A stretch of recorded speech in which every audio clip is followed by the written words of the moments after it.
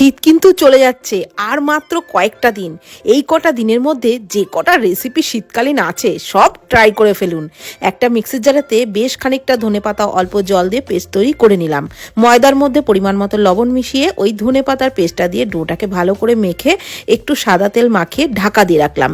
এদিকে চিকেন কিমার মধ্যে পেঁয়াজ কুচি, রসুন কুচি, আদা কুচি, কাঁচা লঙ্কা কুচি, ধনেপাতা কুচি, পরিমাণ মতো লবণ, গোলমরিচ গুঁড়ো আর দিয়ে দিলাম সয়া সস, একটু ভিনিগার, দিয়ে দিলাম সাদা তেল।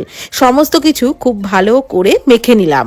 তারপর যে ডোটা তৈরি করে রেখেছিলাম তার থেকে ছোট ছোট করে লেচি কেটে একটু বেলে নিয়ে তার মধ্যে চিকেনের পুরটা দিয়ে ঠিক এরকম করে ডিজাইনটা করে নিলাম। একটা সাইডে একটু কুচি দিয়ে আরেকটা প্রান্ত জুড়ে দিলাম। এইভাবে প্রত্যেকটা মোমোই বানিয়ে নিলাম।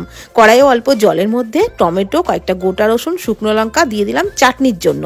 তার উপরে একটা ছিদ্রযুক্ত থালা বসিয়ে তার মধ্যে একটু তেল ব্রাশ করে নিয়ে মোমোগুলো দিয়ে ঢাকনা চাপা দিয়ে ঠিক 20 মিনিট মতন ভাপিয়ে নিয়েছিলাম। এদিকে কিন্তু চাটনিটাও তৈরি করে একটা বাটির মধ্যে ঢেলে তার মধ্যে একটু লেবুর রস মিশিয়ে রাখলাম। ব্যাস তৈরি হয়ে গেল গরম গরম ধনিয়া মোমো। একবার ট্রাই করুন, দারুণ লাগবে।